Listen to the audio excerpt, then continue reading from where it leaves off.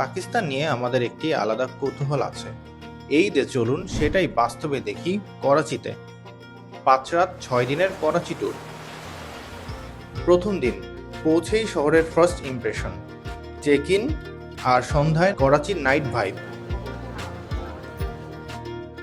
দ্বিতীয় দিন ঐতিহ্য আর ল্যান্ডমার্ক, পাকিস্তানকে কাছ থেকে দেখার সবচেয়ে ওয়াও পার্ট এখানেই।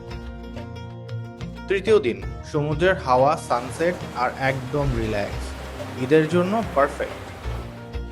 চতুর্থ দিন লোকাল মার্কেট আর ফুড স্ট্রিট, নতুন দেশের টেস্ট, এটাই তো ট্রাভেলের মজা।